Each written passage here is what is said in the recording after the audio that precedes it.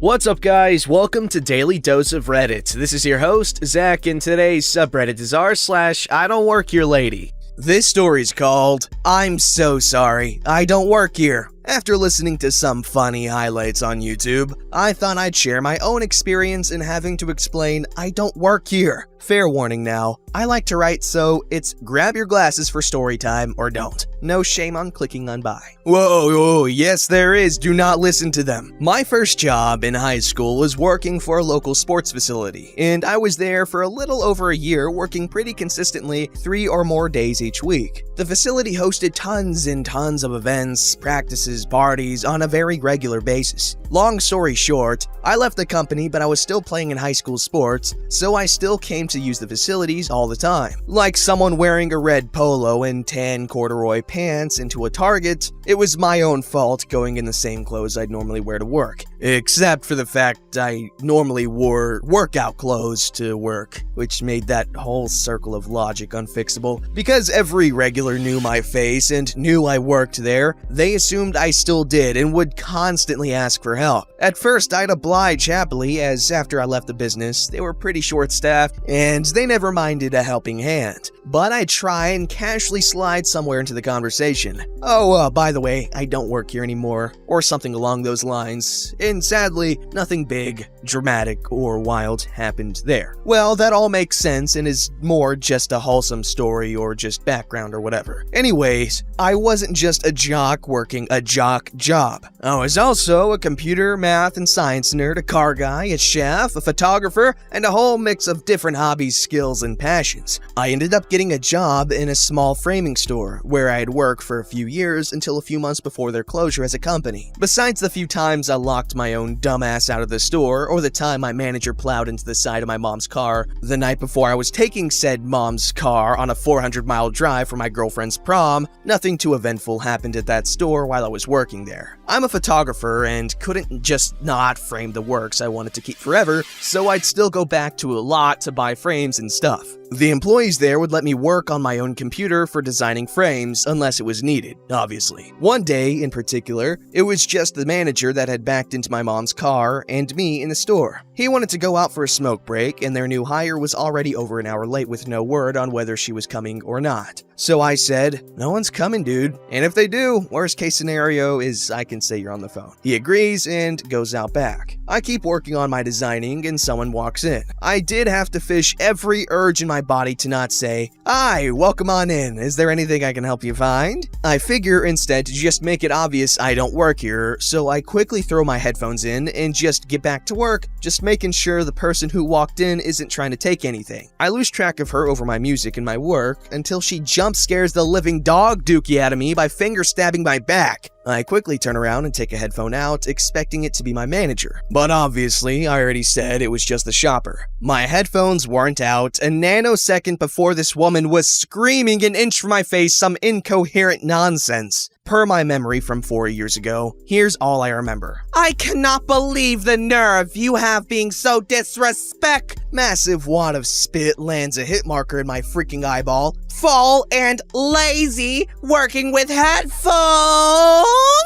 I can't emphasize it properly via text, but if you've ever seen the llamas with hats video, take the whiny, drawn-out call voice and tone, really high pitch, and say headphones the same way at a very high volume. If you're laughing, believe me, I damn near busted like a friggin' balloon when I heard her scream and spray it into my skull. There were some humana stutters for a few minutes while the old small block tried to fire back up. Then she came at me with, "You friggin' degenerate friggin' Mexican taking a job away from us. Go back to your own country." I should mention right here, actually, I'm white. Like, really white. My little brother has slightly darker skin, but I have all the blonde hair, blue-eyed blood there could be. Yet I have brown hair and hazel eyes. Not to mention, this is all taking place in a predominantly Latino neighborhood where she couldn't have walked into the store without seeing someone first who was actually Mexican, if not at least far more Mexican than my pale ass is. Like the security guard, Julio, who's usually not far from our entrance. I'm pretty sure only knew hello and stop in English. My manager's walking back into the store as she's like, "I demand to speak to your manager to have you fired where you stand." He just starts laughing his ass off and says, "Yeah,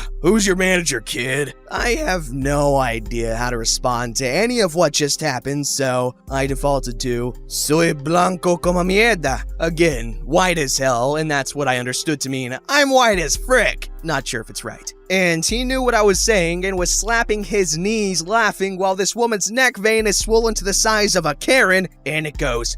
Some more mouth blabbing, and suddenly some huffs and puffs, and she storms out of the store, leaving my manager about ready to piss himself, rolling on the floor laughing, and me still standing there with Alec Baldwin's confused ass photoshopped over my own. I chuckle a couple times and say, "Someone came in and I think she wants a word with you." I heard some tires screeching in the parking lot and some honks as she undoubtedly almost killed someone out there. To this day, I'm still so confused as to what this woman actually said and how the actual hell she thought I was 50 shades of tan darker than I was or something. The Spanish was just to try and piss her off some more, if I'm honest, which I guess seemed to have worked in getting her to leave. But I still want answers, damn it! Anyways, that was my I Don't Work Here Lady highlight. Sorry if it's a bit long-winded. I wrote this after 18 hours of YouTube and Xbox. Bro, that was a hilarious story, I gotta admit.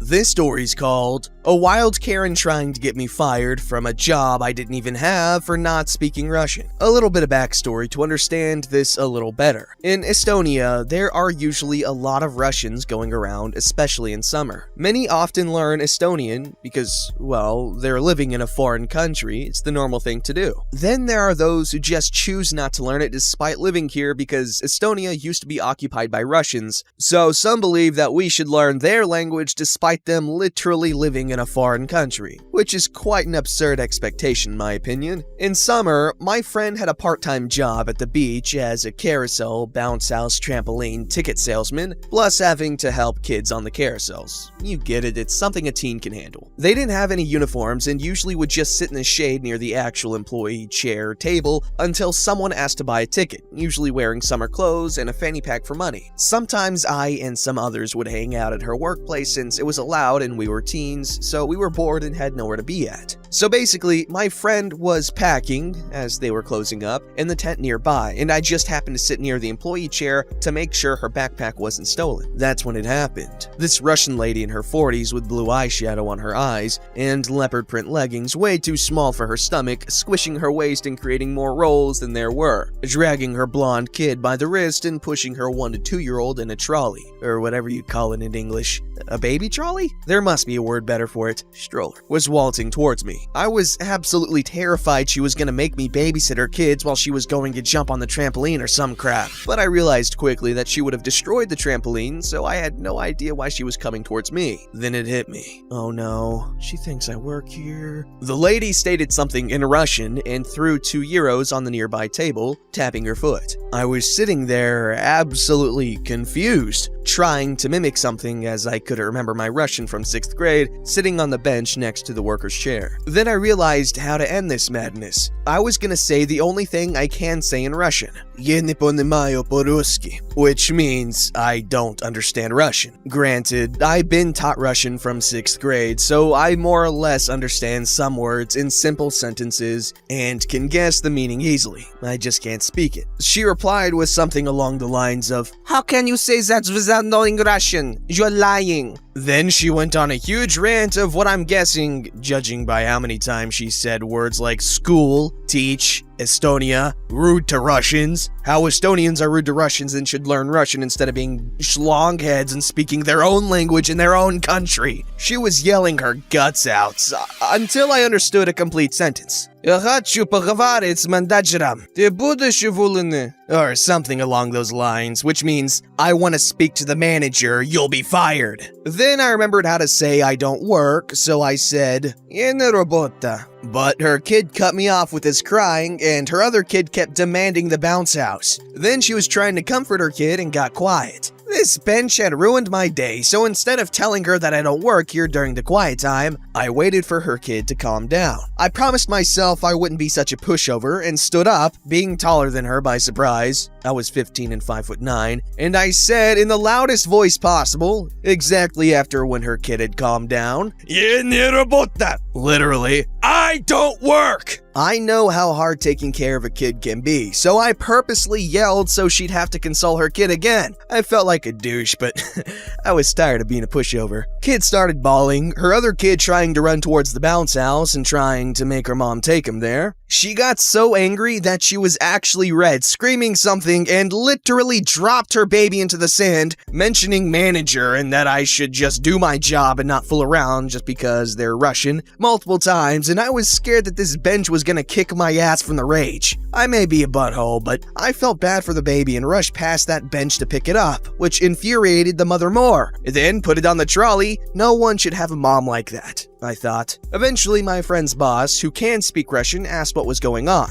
I said that this Russian bench thinks I work here. The lady started throwing a literal tantrum and crying about something. She was speaking fast and in Russian, trying so hard to be dramatic that her kid escaped into the bounce house, which I wasn't even gonna try and stop because, again, I don't work there. He then told her, simply in Russian, she doesn't work here, and we're closing up anyway. Also, get your kid off there. The lady gets this look on her face that she's gonna sue me, and no one listens to her, but leaves with a few Russian curse words and calling her bratty-seeming kid over, who had been interrupting the entire time by demanding going to the bounce house and yelling for her mom. I was almost crying. Thanked the man as friend's boss. Then he said, "Oh, I don't work here either. I was just bored and watched the show from the bench near the swings. You should probably learn Russian. She said some pretty nasty things about Estonians." Then proceeded to translate me what she said to the manager. Apparently she said that I threw her precious baby into the sand, denied them of service because of where they're from, that she's a single mom and they should give my paycheck to her, how I mocked her and how Estonians should all speak Russian. I thanked him again and he left to get some ice cream. Then my friend finally came back and we started rolling up the carpets and deflating the bounce house, etc. After she was off duty, I couldn't wait to tell her the story, but she was busy telling me some of her issues, so it wasn't the right time. I thought I'd tell her some other day, and it's been half a year, and to this day nobody knows this, so I'm happy to share it.